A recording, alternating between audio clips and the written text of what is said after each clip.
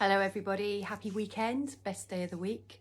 Doing some content today on vulnerability, what it is and why it's so important. So I think we're still coming through times where people feel that to be vulnerable is a weakness. And it's such a shame because it's just so powerful, and it builds connection, and it allows you to be closer to people and for people to really know who you are. And I think underneath everything, that's what people really want, right? So why do we fear vulnerability? So the first thing is, what is it to be vulnerable? Being truly vulnerable is taking stock of your emotions, taking stock of how you feel, and finding the voice to bring that out and to speak your truth to those around you. It's really good for putting in boundaries, because then you're letting people know how you're willing to be treated, what's not okay for you. So they kind of get to know you better. And this is a thing, when you're vulnerable and you're able to speak out what people often tend to hold in, that person gets to see the real you.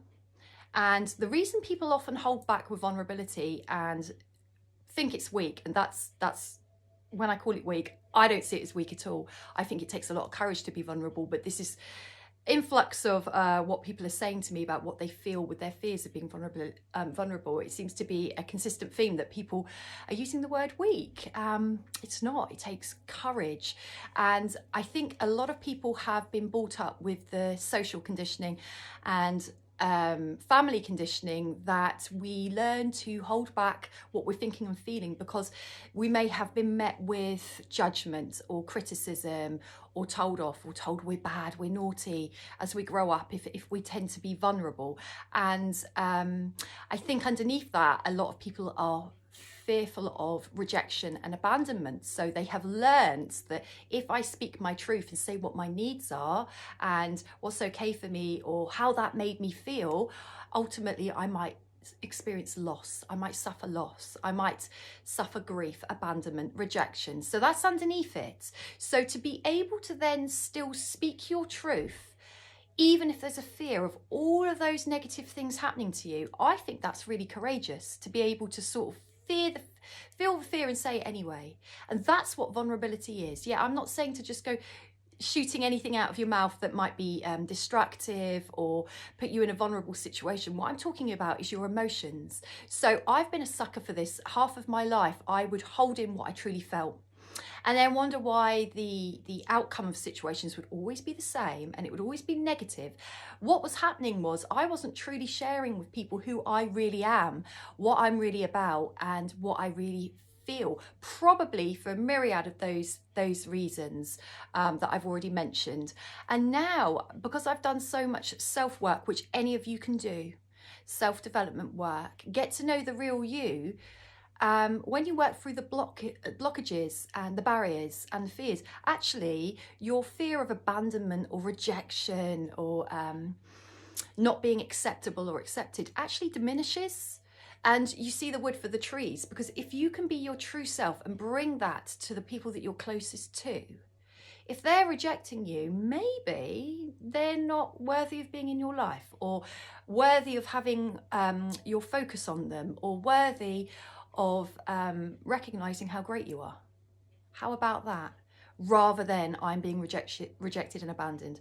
That takes a lot of work, and it can be painful work, and it can be scary, and it will mean that you develop a relationship more with yourself than you ever have before. And that can be scary, because then we can start to go, oh, who am I? I thought I was X, Y, and Z because that's what I've always lived. And now I'm discovering, when I think about how I truly feel about a situation, that's not what I think at all, which means I might be a slightly different person to who I thought. But you know what? That's okay. That takes courage. So when you think about vulnerability, what you're doing is you're actually embracing connection. So those around you, you're able to vibe with more. They know who you are. They see who you are. That's really, really scary sometimes. But that way, they can be closer to you. That way they can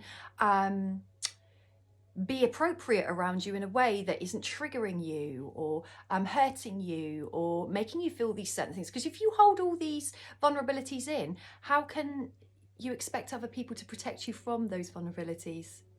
Obviously we have to protect ourselves, but when we're around people, we need to feel emotionally safe. If they don't know what floats our boat and what doesn't, how can we expect them to be able to meet our needs to keep us emotionally safe? They might think we're a completely different person to who we really are. Might think we're so different. And usually that comes down to you holding back. Every time you notice that something goes through your mind, but you think better of it. I'm not going to say that, I won't. I'll appease the situation. I'll keep the peace. I won't rock the boat. Just notice why you're doing that.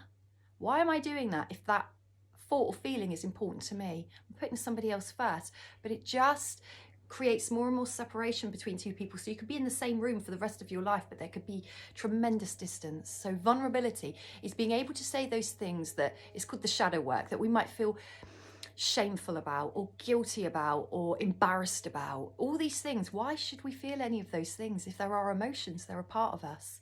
Share. Allow your decision of who needs to be around you and who's not good for you to come about after you share your vulnerability. See how that person reacts. You might be pleasantly surprised. You might not be surprised in a good way either.